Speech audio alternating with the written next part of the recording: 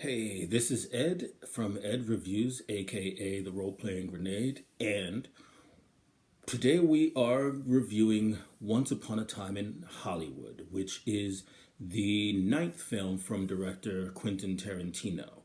This is a film that is available on Amazon Prime if you have a subscription to the Stars Network, which I do. Not everyone does, but I just want to make sure you know where you can get this film if you want to see it. This film stars Leonardo DiCaprio, Brad Pitt, and Margot Robbie. There are other people in the film, but those are the main stars. Those are the main characters, the only characters that really carry the story such as it is.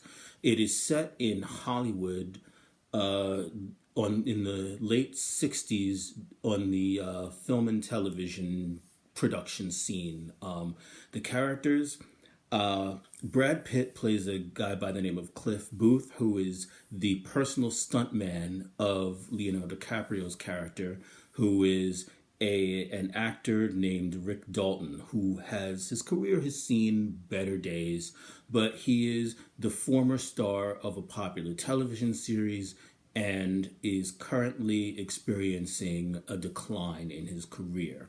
And then the third character, Margot Robbie, plays Sharon Tate, who, though, for those of you who do not know, she was the most famous person killed in the Charles Manson murders. Okay. Now, normally I go act by act, but acts are a construct of plot, and this film is largely plotless. It sort of just moves along, and I'll get into that in a little bit. So, in the beginning, we are introduced to the characters, who they are, where they are in their careers, sort of, and that's about it. It takes its time doing so. The film, for those of you who do not know, unlike a lot of Quentin Tarantino movies, which are action movies or suspense movies or thrillers, this film is not. This film is essentially a period piece comedy. And therefore, all it really does, it's more of a love letter to an era of Hollywood that Quentin Tarantino is really, really interested in. A lot of his favorite movies, if you know what his favorite movies are, if you've seen interviews with him, you know most of his movies, like Rolling Thunder and stuff like that, were made during this era. And a lot of his film style is really trying to reproduce the feel of this era. If you've seen things like Grindhouse and Kill Bill, he's definitely hearkening back to the late 60s, early 70s era of filmmaking. And this film is a love letter to that era. And if you yourself are really into that, then this film feels a lot more put together than it does if you're not.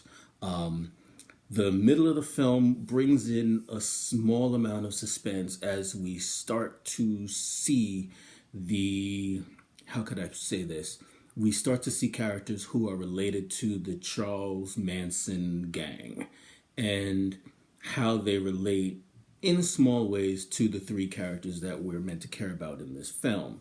And the ending of this film is essentially those things coming together. The characters that we know and the Charles Manson gang come together in an ending that, well, if you've ever seen a Quentin Tarantino movie that deals in any way with real people, you know that his endings don't necessarily stick to what actually happened in real life. And the same is true here. I won't tell you what happens, but it is definitely not what really happened. So, the pros of this movie. The acting is absolutely superb. The acting is great. The dialogue is in all Quentin Tarantino written movies is absolutely great. The humor, it is funny. The the cons to this film. Plot wise, it's largely directionless. It depends a whole lot on you loving this era of filmmaking as much as Tarantino does. And for me personally, I don't hate the era, but I'm not obsessed with it the way he was, so it wasn't as much of a magnet for me. It wasn't as much of a draw. It didn't suck me in. I needed more of a plot for this to work for me. And the other con is something very specific.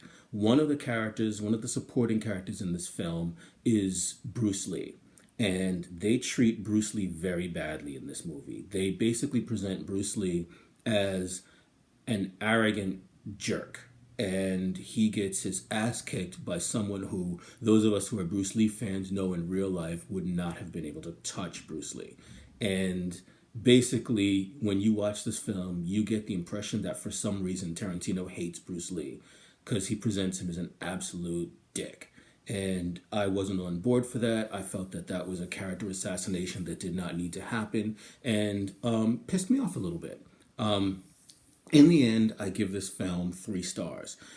It gets 3 stars for me mainly because Tarantino is a great director, and that shows, and he is a great screenplay writer, and that shows, and he cast his film with brilliant actors who are at the top of their game, but it cannot go higher than 3 stars for me because he simply doesn't have enough of a plot, and his character assassination of Bruce Lee kind of took me out of the film quite a bit.